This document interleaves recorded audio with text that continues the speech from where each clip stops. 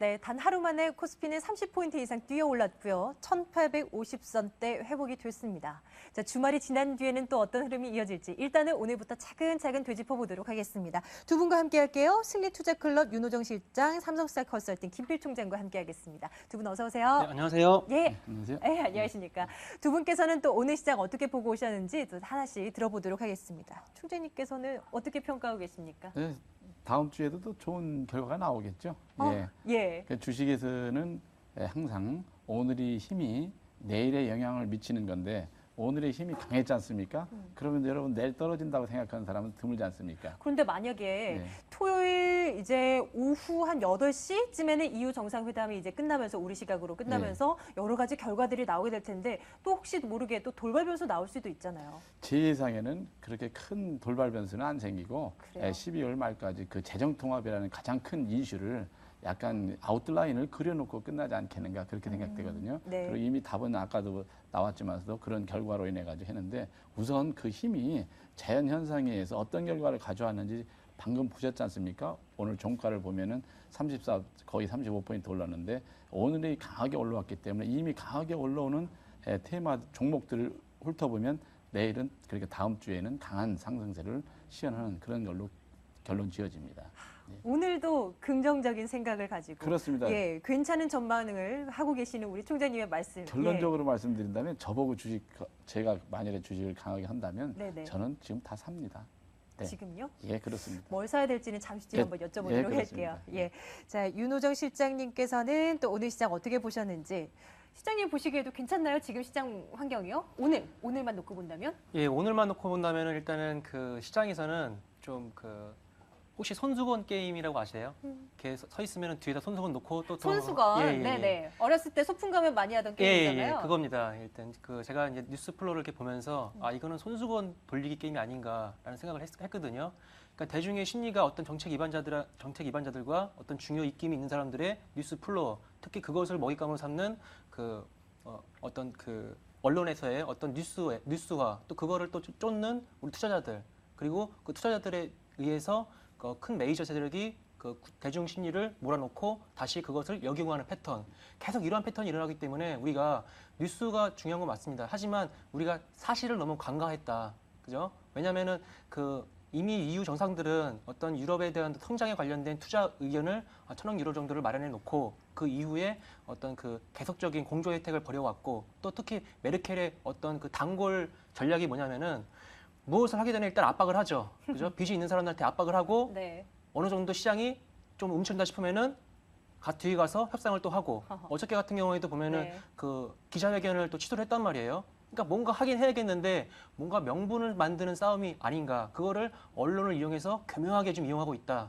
그러니까 여기에 우리가 사실을 이용하고 사실을 바라보고 특히 오늘 같은 경우에는 1호 FX 기준으로 해서 1.2424에서의 어떤 전저점, 어저께 저점을 이탈하지 않는 상황. 그리고 만약에 오늘 시장이 1800을 깬다고 봤을 때 분명히 기관들의 로스컷이 나왔을 것이다. 그렇게 되면은 낙폭 가대주의 3% 이상의 하락이 오늘 세게 더 나왔어야 되지 않나. 그렇게 바라보면서 오늘 저번 주에도 말씀드렸다시피 오늘 아침에 이제 호남석유화학 기준을 보면서 22만 8천 원 라인인가요? 예, 그쪽 라인은 7,500원 라인 그 부분을 어떻게 깨는지 계속 지켜보면서 시장을 판단했다 이렇게 말씀드리겠습니다. 호남석유가 오늘 시장에서의 기준점이라고 설명하고 계신 건가요?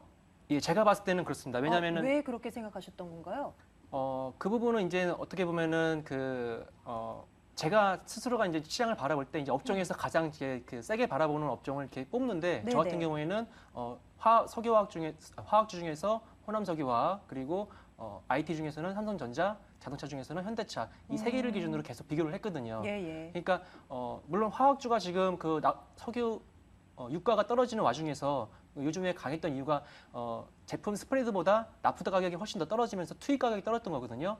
그런 논리로 봤을 때 이 부분에 분명히 어떤 실적이 3분기에 어떤 개선될 수 있는 최소한 6월 달에는 개선될 수 있는 흐름으로 수급이 들어왔는데 이것을 깨지 않는다는 것은 누군가가 시장을 1,800 이하로 안 보고 있다는 어떤 그런 논리로 해석을 했습니다. 수급도 함께 봐주셨으면 좋겠어요. 네. 오늘 외국인 투자자들의 매도 물량이 현물 시장에서는 계속 흘러내려왔지만은 이제는 선물 쪽으로 약간씩 좀 사고 있더라고요. 네. 긍정적입니까? 그러니까 수급도 우리가 지금 지난주 금요일에 봤을 때 16,000종 계약 정도의 매도가 있지 않았습니까? 예, 예. 예, 그런 와중에 지금 물량이 지금 환매가 급격하게 안 일었는데 오늘 딱 11 아침에 딱 이제 1,800포인트를 기준으로 해서 깨지 않고 1,801포인트 저점을 찍고 올라오는 와중에 환율을 봤습니다. 만약에 시장이 뚫고 내려간다고 봤으면은 환율이 1,170원 정도에는 가 있어야 되지 않았을까 그렇게 판단했거든요. 근데 그러한 수준도 봤을 때 이미 시장은 어느 정도의 그 파생에서의 어떤 이익을 실현하기 위한 작업이 밑바닥에서 좀 진행된 게 아닌가. 특히 선물을 매도를 해놓고 그다음에 그 다음 날부터 삼성전자, 현대차를 매도를 강하게 했거든요. 그래도 어떤 그 이익 실현을 하기 위한 모습들이 참 우리 개인들 입장에서 보면은 좀 이게 정보의 단절이 좀 약간 아쉽지 않나 이렇게 예. 판단하고 있습니다. 예, 자, 총재님의 말씀도 좀 들어볼게요. 외국인 투자자들의 움직임과 관련해서요. 총재님께서는 또 여쭤보면 괜찮아라고 해주실 것 같아요. 네. 그래서 어떤지 혹시 함께 볼 차트라든가 공부할 만한 거 없을까요? 그러니까 지금 외국인이나 우리나라나 똑같이 지금 IT하고 자동차에 포커스가 맞춰져 있지 않습니까? 네. 예, 그래서 외국인들은 지난번에도 말씀드렸지만 삼성전자를 자기가 매도할 만한 규모로 받아줄 수 있는 한국의 여력이 있다라고 판단하기 때문에 삼성전자를 매도했습니다. 그리고 포트를 이제 재조정하는데 오늘 같은 경우는 이제 현대차를 다시 매도하지 않습니까? 그런 관계 등을 정확히 본다면 외국인이나 기관이나 우리 장을 더 이상 빠뜨릴 의지는 사실은 없는 겁니다.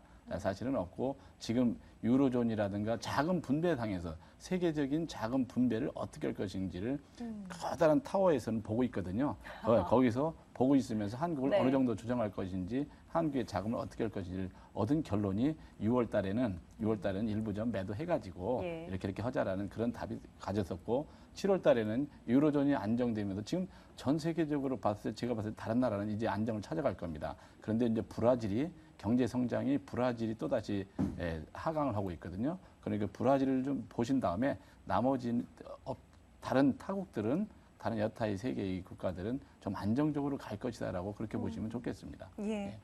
다시 윤호정 실장님과 말씀 나눠볼까요?